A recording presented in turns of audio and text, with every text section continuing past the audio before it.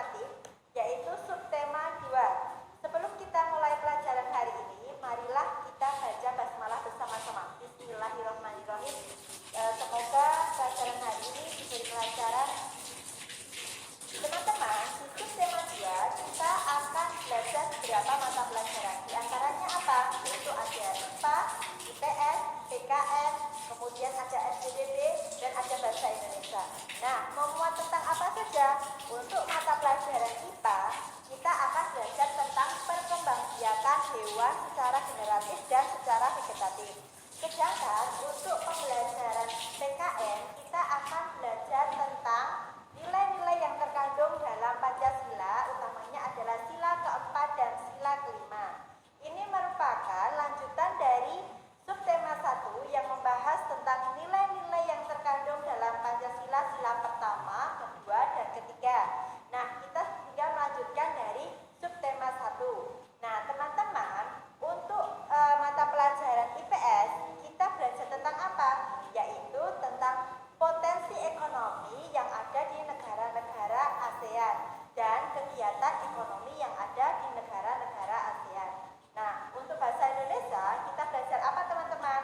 Kita belajar tentang mencari ide pokok dalam sebuah teks secara lisan. Oke teman-teman, kita mulai materi pertama kita yaitu IPA. IPA kita akan membahas tentang perkembangbiakan hewan secara generatif. Ya, sebelum kita mengetahui apa itu sih perkembangbiakan hewan, kita flashback dulu. Kemarin perkembangbiakan itu apa? Ya, perkembangbiakan itu adalah kemampuan makhluk hidup untuk memperbanyak atau mempertahankan keturunannya sehingga tidak punah ya. Nah, kalau perkembangbiakan hewan itu sendiri apa? Tinggal ditambahi, yaitu adalah kemampuan makhluk hidup untuk memperbanyak atau mempertahankan keturunan hewan tersebut. Ya, kemudian di slide 4 ada jenis-jenis perkembangbiakan secara generatif. Ada berapa? Ya, di sini ada 3 ya teman-teman. Yang pertama adalah ovipar. Ovipar itu adalah perkembangbiakan hewan secara bertelur. Contohnya apa? Cicak, angsa, tokek, itik. Mereka tidak melahirkan ya, tapi bertelur. Nah, kemudian yang nomor 2 adalah perkembangbiakan hewan secara beranak. Nama lainnya adalah vivipar. Tadi dia adalah melahirkan. Contohnya apa? Kelinci, paus, unta, kelelawar, anjing laut, dan masih banyak contoh yang lainnya. Kemudian yang nomor 3 adalah perkembangbiakan hewan secara bertelur, beranak. Sudah bertelur, kemudian beranak. Nama lainnya adalah ovovivipar. Contohnya apa? Kadal, iguana, kuda laut, bunglon, ikan hiu, dan masih banyak lagi contoh yang lainnya. Oke teman-teman, kita lanjutkan ciri-ciri perkembangbiakan hewan secara generatif. Kalau tadi kita sudah jenisnya, kemudian kita lanjut ke ciri-cirinya. Yang pertama adalah ovipar. Ovipar secara bertelur itu umumnya hewan seperti ini adalah tidak mempunyai kelenjar susu. Pastinya dia tidak menyusui ya. Nah, yang kedua adalah vivipar. Pada umumnya, vivipar ini hewannya mempunyai daun telinga. Kemudian yang kedua adalah memiliki kelenjar susu. Kemudian yang ketiga adalah memiliki penutup tubuh berupa rambut. Dan yang keempat biasanya kelompok hewan mamalia. Ya. Kemudian yang ketiga adalah ovovivipar. Cirinya gimana? Yang pertama adalah embrio berkembang di dalam telur yang masih berada di dalam tubuh induknya. Kemudian yang kedua, embrio itu akan menetas setelah cukup umur. Kemudian keluar dari tubuh induknya atau keluar dari tubuh ibunya, seperti itu. Yaitu tadi mapel IPA tentang pertumbuhan generatif pada hewan. Kita lanjutkan dengan materi IPS kita, yaitu pembelajaran 1 KD 3.1 dan 4.1, itu tentang potensi ekonomi negara-negara ASEAN.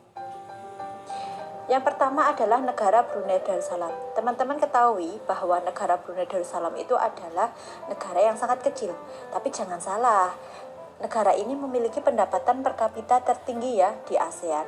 Nah, kenapa? Karena Brunei Darussalam itu memiliki kekayaan alam yang melimpah. Seperti apa? Seperti minyak bumi dan gas alam. Nah, kemudian yang kedua adalah Filipina. Filipina mempunyai potensi di bidang pertanian. Dan komoditas pertanian yang terkenal itu yang dimiliki negara tersebut adalah nanas, padi, kelapa, dan gula. Nah, yang ketiga ini adalah negara kita. negara Indonesia. Teman-teman tahu ya, negara Indonesia itu adalah negara yang sangat luas dan berpulau-pulau. Sedangkan iklim yang ada Indonesia itu adalah iklim tropis. Nah, sehingga ini sangat bagus sekali. Buat apa? Buat potensi sumber daya alam di Indonesia. Nah, kemudian hasilnya apa saja potensi yang dimiliki negara Indonesia? Hasilnya di perkebunan itu ada perkebunan teh, kemudian perkebunan kopi, seperti itu ya. Kemudian selain itu ada tambang minyak bumi dan gas bumi. Nah, selain itu Indonesia juga memiliki keindahan alam yang menjadi daya tarik wisatawan. Banyak pulau yang menjadi tujuan wisatawan di Indonesia. Nah, itu salah satu menjadi sumber devisa bagi negara kita.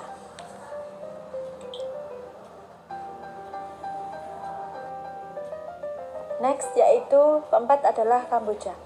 Kamboja itu adalah negara agraris ya teman-teman. Hasil utamanya yang dimiliki adalah padi dan karet.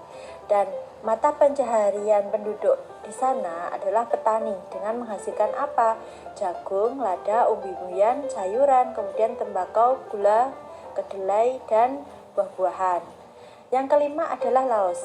Laos itu negara yang komoditas utamanya itu berupa kayu. Karena wilayah ini didominasi oleh perbukitan dan pegunungan yang lebat. Yang keenam adalah Malaysia. Kegiatan ekonomi utama penduduk Malaysia yaitu di bidang pertanian, pertambangan, dan perindustrian. Sedangkan potensi ekonomi yang dimiliki negara Malaysia yaitu berupa kayu, minyak bumi, dan gas alam, serta sumber lainnya yaitu tembaga, biji besi, dan bauksit. Malaysia juga mengekspor kayu, minyak sawit, karet, tekstil, dan sepatu, serta bahan-bahan kimia. Yang ketujuh ada Myanmar. Teman-teman, negara Myanmar, mata pencaharian utama penduduknya adalah sebagai petani, perkebunan, dan pertambangan. Dan padi merupakan hasil utama dari pertanian di sana. Dan negara Myanmar merupakan salah satu negara penghasil padi terbesar di Asia Tenggara. Oke. Yang kedelapan adalah Singapura. Singapura merupakan negara maju yang terletak di Asia Tenggara. Nah, negara ini memiliki luas wilayah sekitar 697 km persegi, teman-teman. Nah, ini memegang peranan sangat penting dalam perdagangan dan keuangan internasional. Nah, dan komoditas utamanya seperti adalah industri seperti elektronik, kemudian bahan kimia, pengolahan minyak, perkapalan, pengolahan karet, dan makanan. Dan di sana ada pelabuhan kargo yang merupakan pelabuhan tersibuk di dunia dan merupakan negara transit yang teramai di Asia. Yang kesembilan adalah Thailand. Komoditas utama negara ini adalah padi atau beras. Thailand sering disebut sebagai lumbung padi di Asia Tenggara ya, karena memang merupakan hasil pertanian terbesar dari negara tersebut adalah padi ya. Selain itu, perkebunan, kehutanan, pertambangan, dan industri juga merupakan kegiatan ekonomi penduduk Thailand. Nah, dan saat ini penghasilan utama Thailand adalah sektor pariwisata. Kenapa? Karena keunikan bangunan budaya di Thailand menjadi daya tarik tersendiri bagi para wisatawan mancanegara. Yang terakhir adalah Vietnam. Vietnam itu setelah pulih dari perang Vietnam, negara tersebut mulai berkembang di berbagai sektor perekonomian. Nah, sekarang ini pariwisata dan turisme mendukung perkembangan ekonomi negara tersebut. Nah, bidang lain yang mendukungnya adalah seperti usaha di bidang perhotelan, kemudian ada restoran, serta transportasi yang turut berkembang pesat di negara Vietnam. Ya, selanjutnya adalah materi bahasa Indonesia yaitu KD 3.1 dan 4.1. Materinya adalah menemukan ide pokok dalam teks laporan secara lisan. Teman-teman kita ketahui dulu, kita flashback di kelas 5, apa sih ide pokok itu? Ide pokok itu adalah suatu ide atau gagasan yang menjadi pokok pengembangan suatu paragraf. Nah, kemudian kalau teks laporan itu apa?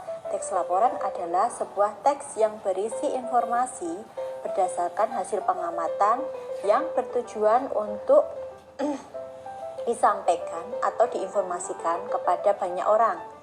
Nah, beberapa hal yang harus diperhatikan dalam menentukan ide pokok suatu teks laporan, khususnya laporan lisan. Yang pertama adalah mendengarkan teks dengan seksama. Yang kedua, mencatat hal-hal atau permasalahan yang dibicarakan dalam teks tersebut. Kemudian yang ketiga adalah menentukan topik atau kalimat utama. Dan yang keempat adalah menentukan ide pokok pada kalimat utama.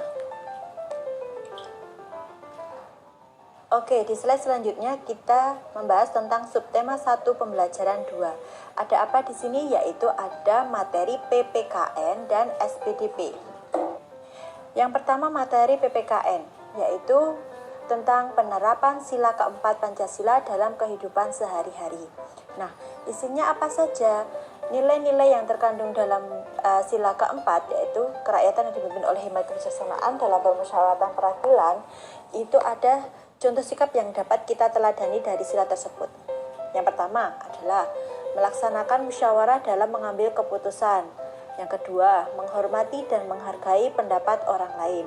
Yang ketiga, menjalankan hasil musyawarah dengan penuh tanggung jawab. Yang keempat, tidak memaksakan pendapat dalam musyawarah. Yang kelima adalah menyimak penyampaian pendapat orang lain dalam musyawarah.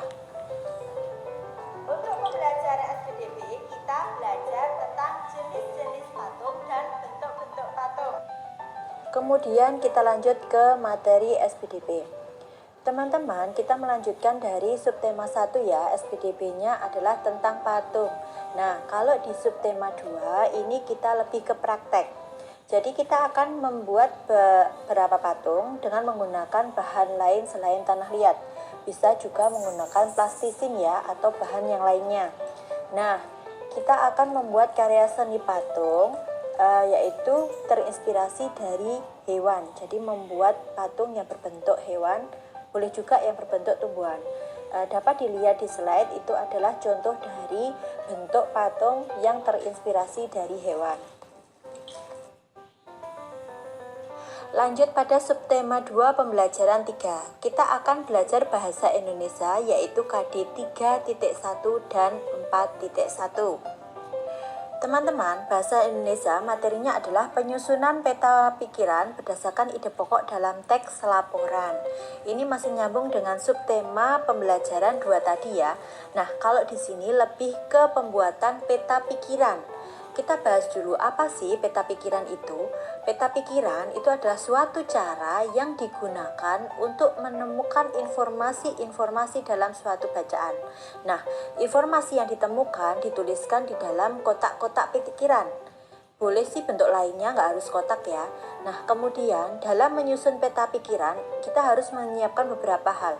Yang pertama, kita menyiapkan kertas, kemudian membuat lingkaran atau kotak yang ada di tengahnya itu terletak gagasan utama. Jadi gagasan utama terletak di tengah. Boleh tengah lingkaran atau dibentuk kotak, silahkan. Kemudian yaitu menambahkan cabang-cabang.